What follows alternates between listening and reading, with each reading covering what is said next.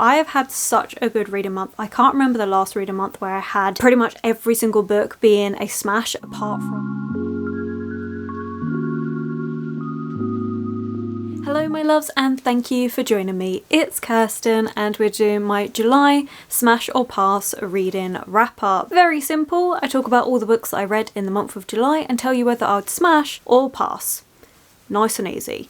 But let's start off with a book that I'm in the middle of that may end up being a DNF, but I don't really want to DNF it just yet. And that's The Historian by Elizabeth Kostova. I am up to chapter 26, page 211. It is a rather chunky book, so I've still got another like 500 pages to go. I really want to continue reading this because I'm finding it fascinating to read. However, there are parts in this book that are really slow. So we're following this person that's telling us a story that she was told by her father all about Dracula, and it looks into Dracula's history as a person, who it could actually be, using all historical evidence to do this with, and I found it fascinating. I love the fact that we're getting this story told to her from her father. We're seeing what he went through as he was kind of in university and discovered that actually maybe vampires exist and all the things that go with it, and I think the gothic atmosphere is so well done.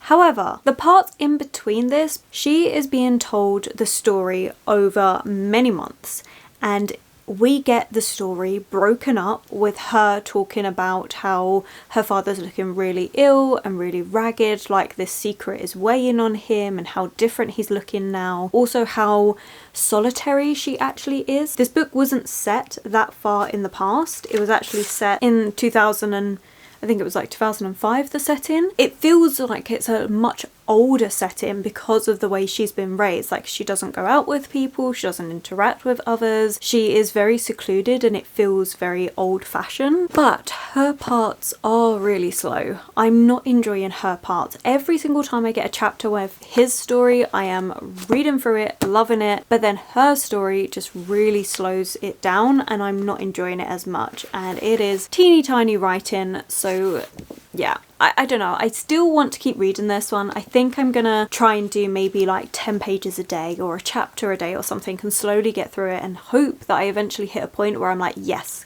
going straight for this, because at the minute it really is like a pass, but I'm really intrigued and I really want to enjoy it. It's just not quite hitting the right way, unfortunately. With that being said, let's go to the ebooks. I actually had 2 DNFs from ebooks. First of all, we had Threadneedle. Yeah, I didn't enjoy this book at all. I think I got I didn't get far into it at all, about 30 pages, and I just gave up. Wasn't a fan of the writing style, really intrigued by the magic system. So we're following this girl that's being raised by her aunt. Her mother had magic, but it ended up being the death of her. We don't know exactly why or what's happened surrounding that, but it ended up being the death of her.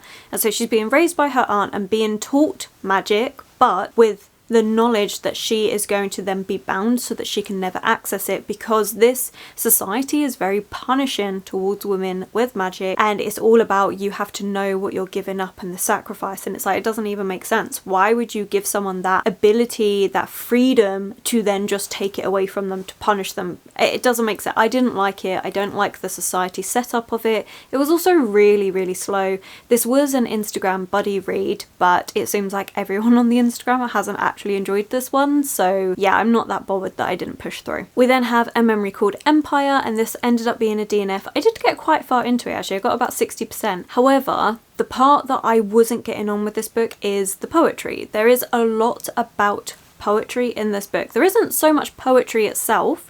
This is a sci-fi mystery. We're following a main character who is being sent as an liaison between her culture and the world. Different worlds, but her culture is more nomadic. They don't have a set planet that they live on. So she's going over there to be their new ambassador, but her previous ambassador was murdered and she needs to try and find out what the hell's gone on, what's caused all of this. And it is really interesting. Like, I really like the society, the way that's all done. I think it's fascinating. However, the political side of things, which I normally really enjoy, did just remind me of The Traitor Baru Cormorant, but slightly slightly different. We have this society or this world that believes that they're the center of the universe and they're going to colonize everybody else, but you're seeing it from like an outsider's perspective. I feel like it has the potential to get really nitty gritty, but it's not going to delve that deep into it, so I would rather read the Traitor Barrow Cormorant.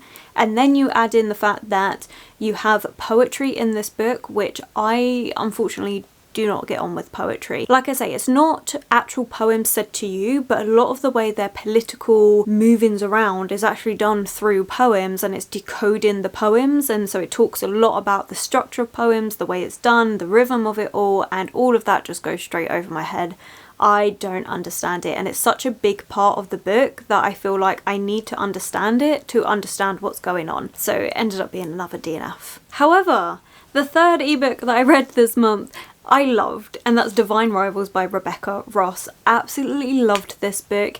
It was such a good time. I believe it is a YA fantasy. It's set in a World War setting. I believe it more takes out of World War II, but we have gods and goddesses, although we only really know of 2 of them, where this current war is going on. And our main character, Iris, is a war correspondent. That's what she ends up being. She works for this newspaper, writing articles, and she sets off to go to war because her brother is enlisted and she wants to know what's happened to him. It's been months, they've not heard from him, they've got no idea what's going on. She's really worried. Her home life is not that good at the minute either. But we also have a bit of a love story with her rival Roman, and it all goes from there. We have leftover magic from the gods and goddesses. We mainly see it in the form of typewriters. To be fair, a lot of this world with the god, goddess, and like the magic side of things, you don't know much about, but our main characters don't know much about.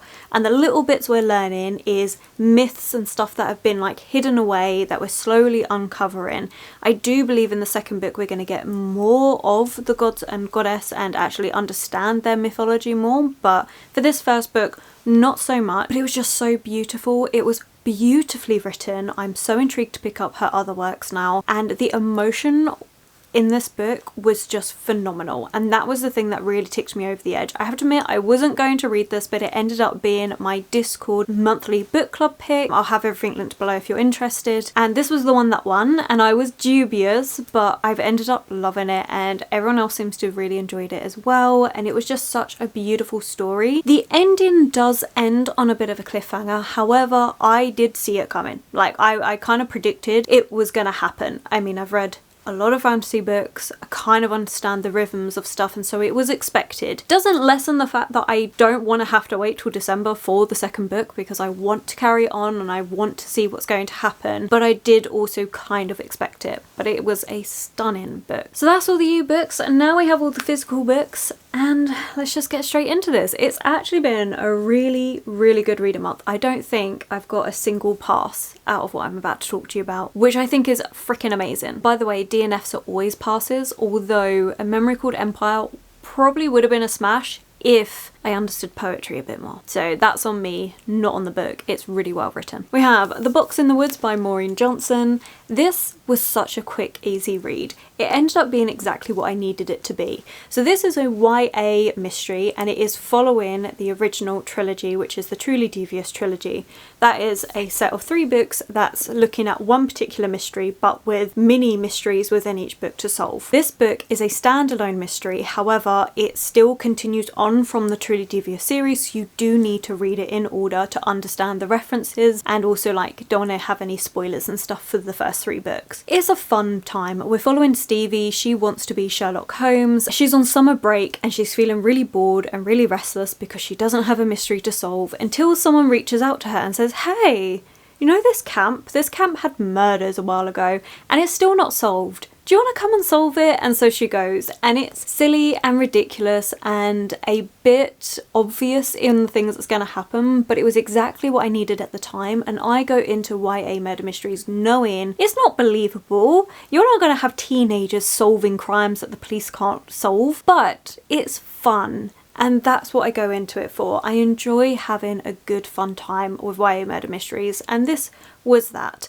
So I'm very happy with it, and I will be getting 9 Liars and anything else that Maureen Johnson puts out, because I think the murder mystery stuff is great. I'm really enjoying it, and I do enjoy a fun murder mystery, which it just works for me. So yeah, this was a smash. We then have Where the Drowned Girls Go by Shauna Maguire. This is the seventh book in the series. It's a long series. It's the Wayward Children series. They're a series of portal fantasies, and this book is continuing on with the storyline. So odd numbers continue on with the storyline. Even numbers tend to be prequels of characters that you have met or are going to meet. And I really enjoyed this one. This was looking at what happens when you come back from those portal fantasies, but you want to forget. You don't want to have to relive what you've been through. Like, it wasn't for you. The place that found you just isn't what you want. And we're seeing that there are two schools in this world. One you follow straight from the start, which is where children come that want to go back into those worlds and they're just waiting for their door to reappear, and it's lovely and heartwarming and just so accepting of who everybody is in their different unique ways. And then we see the second school, which up until this point we've only ever heard about, and it's horrible and cold and sterile, and it's trying to fit everyone into these boxes of how they perceive the way people should act and should be. This was great. I loved it. But then I love these series. They are all novellas. They're all really quick reads, and this series for me I've just really enjoyed. It's something that every time I pick it up I'm happy to. Like, it really does always make me smile. I'm always so intrigued to see all the different worlds and the ways Shauna Maguire comes up with things. I think it's fascinating. But yeah, this was really good. Really enjoyed it. I mean, I would hope so, being 7 books into a series, but yeah. We then have The Voyage of Basilisk, a memoir by Lady Trent, and this is by Marie Brennan. This is a 3rd book in the Lady Trent series, and I love this series. I adore it. It's one of my favourites. I am reading it slowly because of how much I love it. I know every single time I go into these books, I'm going to enjoy this. It's just so good. Like, it is, and I say it every single time, and I'm so sorry, but this is Jane Austen but with dragons. We have that proprietary sense of etiquette that Lady Trent is having to navigate, especially because she is dealing with natural history, which is seen as a man's subject, not a woman's. And in this book we're seeing how she is helping other women to push the boundaries of society that have been placed on them by getting them to question things and basically forming this like study group in her house. And of course we're going off to another part of the world. So in each book we are going to different areas of this world looking at dragons, but it's done as a scientific exploration. So you are seeing autopsies of dragons for them to understand them and see how they work and understand how they need to be looked after and protected. And it's very science heavy, but I really enjoyed it in this book. It's so good. And this one really explores gender as well. Gender identity was a really interesting topic in this, and I wasn't expecting it because of the time that it's set in, but I'm really pleased it was in here. Like, it worked so well. I absolutely loved this book. It was so fantastic, and I cannot wait to continue. So yes, that is another smash. Oh, okay, so one that is a smash but also a more tentative smash is The Lost World by Arthur Conan Doyle. I did really enjoy this. I read this for my 5-star reading vlog, and I loved the first half of this book. So for me it's still a smash because I love Sir Arthur Conan Doyle's writing style. He wrote the Sherlock Holmes series and I love that series. I still love his writing in this book. However, there is one big gripe that I have with this book, and that is at the ending of this, it recaps the whole story we've just read, and it's not that long a story. So I feel like that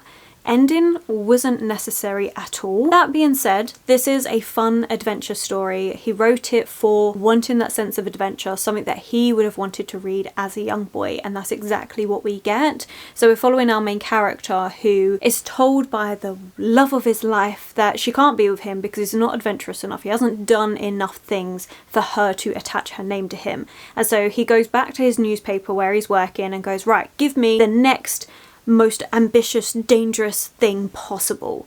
And he gets told, okay, well, go interview this person who keeps talking about some random dinosaur thing that clearly isn't true. He is a very violent man. So you go talk to him. And then sets off this adventure of going to see where these dinosaurs actually are, and are they real? We have dinosaurs and ape men. It is a fun time. The first half of this book had me cackling. I found it so hilarious. The second half of the book, where the adventure actually picks up, you have more of the high stakes, the dangers from dealing with the dinosaurs and the ape men. There's less humour in it. Understandable because of the, you know, the stakes have been raised. But it really was that ending part that really let me down. It does make this still a smash, but not as high compared to the other books I've read this month. So I think maybe on a different month where I hadn't read so many amazing books, this would be a solid smash. But because the bar is so high this month, it's a smash, but it's just about, you know? Okay, we have 6 more books. Actually, talking about the 5-star vlog, let's talk about these. So I didn't actually read these in the month of July. I read this across May and June.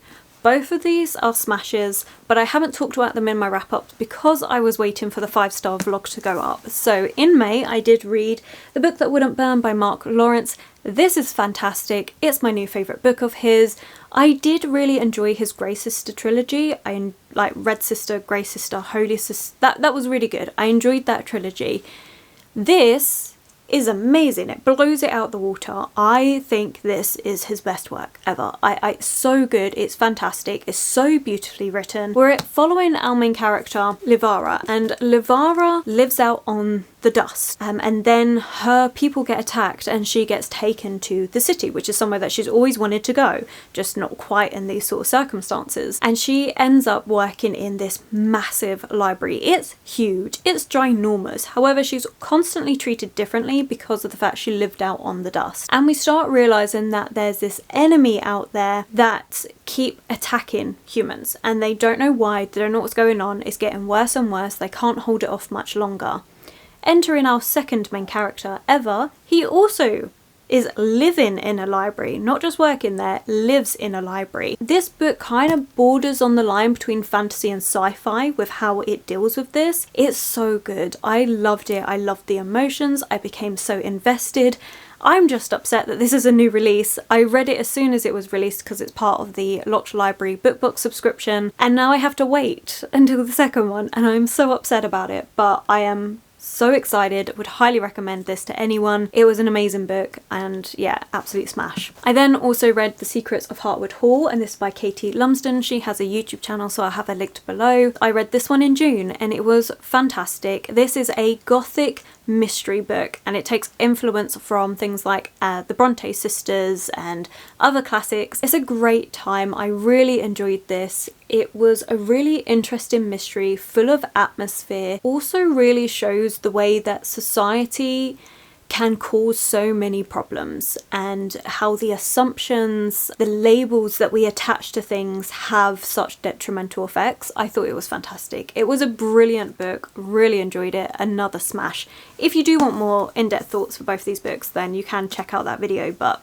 it's safe to say I love both of these. They were fantastic, would highly recommend them. Then we have Being Lolita, which is by Alison Wood. This is a memoir and a really devastating story. It's kind of hard to rate this. This is why I don't really do star ratings anymore, because one doesn't mean much to anyone apart from like 5 stars, they're a new favourite book. But also it's really hard to rate something like a memoir. This one is talking through a story of how she was groomed as a teenager by her English teacher, using the book Lolita to do so. And it really explores this. The book Lolita, especially at the back towards the end where she's now an adult and she's going through her PhD and she's learning about Lolita and realising how twisted and warped it was portrayed to her when she was younger, and how like the English teacher used it to manipulate her so well, but actually missed the complete point of this story. It is a heartbreaking story. I'm not going to sugarcoat it. It's really difficult to read in places. I wouldn't recommend this to most people, but I'm really pleased I read it. Heartbreaking but beautiful, and there were some amazing comparisons into like we teach young girls and the lessons that we teach them when it comes to love, how it's kind of wrong really the way we portray it and still portray it in society today. So it was a really interesting read, although difficult. So it is a smash, but like I say, it's harder to rate these sort of things. Okay, last for you. So we have A Marvellous Light, and this is by Freya Marske.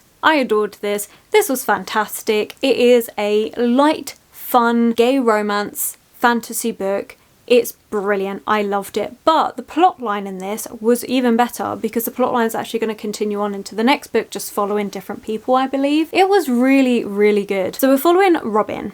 And Robin is a baronet and his family estate is kind of not doing very well. He's having to now work to try and fix everything and bring it all back up to normal. He ends up taking this job that is not what he thought it was. He ends up working for the government in a capacity where it's to do with magic, and this is his realization that there is such a thing as magic, that it is a whole thing that goes on. He gets caught up in it all, especially this more darker plot that ends up going on. And he also has Edwin. Edwin is his kind of liaison that he works with, who has magic, and ends up getting caught in this really difficult situation between the two of them, and you see this romance blossom, and it's just fantastic. I loved this book. I thought it was so heartwarming, it was just brilliant. Like, it honestly put me into a bit of a slump afterwards because I was like, well, what can I read next that will even hold up to this book, because I enjoyed it so much. So I definitely will be getting the next book. I think there's 2 books out actually, and I can't wait. I loved this one so much. Again, it's actually set in Edwardian times. We know this because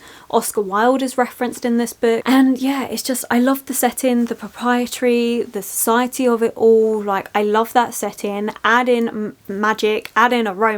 I am there. I am so happy with this book. I loved it and would highly recommend. It was a delight to read. Which, speaking of proprietary, we might as well talk about Ladore by Mary Shelley. This is an amazing classic book, one that is actually a rediscovered classic. It's not really talked about very much. I didn't even know Mary Shelley had written it. I only found out about it because I saw it in a bookshop. Otherwise, it's not something I've ever heard being mentioned. This is Mary Shelley's most Jane Austen / Thomas Hardy-like work. There is a bit of a romance, however, it's not the sole focus of this book. It is more looking at the effects of these 3 women surrounding this male, Lord Ladore, and the effects that life has on it in terms of like misunderstanding, misinterpretation, pride, honour, society, the way it can rip somebody apart, and all of these things, and how it affects our different characters in so many different ways. The timeline, the way it's written, is really interesting. You have it done as we first meet Lord Ladore and he is estranged from his wife. You then see in the past as to what happened from his point of view on it all, and then we see his daughter Ethel, and then we follow Ethel in present time for a little while, and then we go backwards and see some of Ethel and her growing up and the reason why they've decided to come back to England from being in America for so long. And then we meet Cornelia, Ethel's mother, and then we have her flashback of what happened to her and her side of the relationship and the time that they were away in America. And so we have all these timelines that end up converging together and then going forward in the story. It is done really well, though. It doesn't feel like it's jumping around loads. Like, I feel like it's expertly done, which I would expect from Mary Shelley anyway. I think it was brilliantly written. Loved the writing in this. Definitely something I want to annotate. It really does talk about the line that women have to straddle in society and how difficult that is. It's just so well done. Really recommend, especially if you do enjoy classics. I would recommend this one. And then the final book I read for July is Tress of the Emerald Sea by Brandon Sanderson. I adored this book. Another smash. Fantastic. We're following Tress, and Tress is just your ordinary girl. She is someone that likes lukewarm tea and collecting cups and washes windows for a living. She is an average girl and she has no desire to leave where she lives. Until one day something happens that makes her go, ugh, now I've got to go do this adventure and do this mission because nobody else is going to do it, so I'm going to have to. And what follows is a really fun, enjoyable story of Tress going off on these different adventures, and it is fantastic. It is so well written. It is told as if we have a particular character from the Cosmere telling us this tale, and he interacts with us as a reader as well, which I really enjoyed. It was so good. It was really amazing amazing to see a different part of the Cosmere and also a different side to this character that we haven't really learned much about, all wrapped up with Brandon Sanderson's amazing writing. There was social commentary in here, there was just some quotes that I genuinely adored and found absolutely beautiful. There were times when I laughed so much, like I used green tabs for this book and I ran out of the green because green was for the moments where I laughed and I ran out. It was so good, so fantastic. It really is a comforting read. I can't quite say cozy fantasy because it's not as low stakes as that, but it is definitely comforting and fun, and the wit, humour in this was so good. It was fantastic. It's definitely a book that I would recommend. I really enjoyed this one. This is Brandon Sanderson's take on The Princess Bride, which is not a book I've read or a film that I've watched. I'm a bit intimidated by the book, to be fair, because it's actually 400 pages. I thought, oh awesome, I will read that after I finish this book because, you know, it's only going to be a short fairy tale. No, it's not. It's a 400-page book, and now I'm a bit like, oh, maybe I won't read it then. It's only really loosely based on it. We'll see. You'll have to let me know if you've read it. I know Danny said that she liked it. I'll have her channel linked below, but yeah, I'm still a bit unsure because it's a much longer book than what I was expecting. But this was fantastic. It was so much fun. I finished it this morning and it's definitely a new favourite of his work. I loved it. It was so good and definitely a heartwarming book. Like if I'm having a bad day, I know I can read this one and feel just so much happier, and it's really easy to read. Like I didn't take long reading this at all. I ended up binging the last 200 pages in one sitting because I enjoyed it that much. This was fantastic. I really enjoyed it. Would highly recommend, especially if you're interested in getting into Brandon Sanderson's work but a little bit daunted because some of his worlds can be so complex. This is a really nice branch into it. It gives you an idea of his writing style, doesn't feel too intimidating because there is like the magic system in this. It's done in such an accessible way and the magic is mainly around spores, so it is an interesting world. I really enjoyed it. I love the whimsy of this. It was just so perfect. So yes, 100% another smash. Which brings us to the end of this video. I have had such a good reading month. I can't remember the last reading month where I had pretty much every single book being a smash apart from the 2 books that I DNF'd, which, like I said, even one of those DNFs would have been a smash if it wasn't for the poetry part. So again, not the book's fault, that's my fault. Fantastic. I have loved this month. It's been so good. You'll have to let me know if you've read any of these, if you want to read any of them, and what was your favourite book of July? I would love to know. But thank you so much for watching. So if you have enjoyed this video, please do give it that thumbs up, subscribe and comment. Those 3 things really help this channel grow. My social media links and anyone I've mentioned will be linked below, and I will of course catch you in the next video.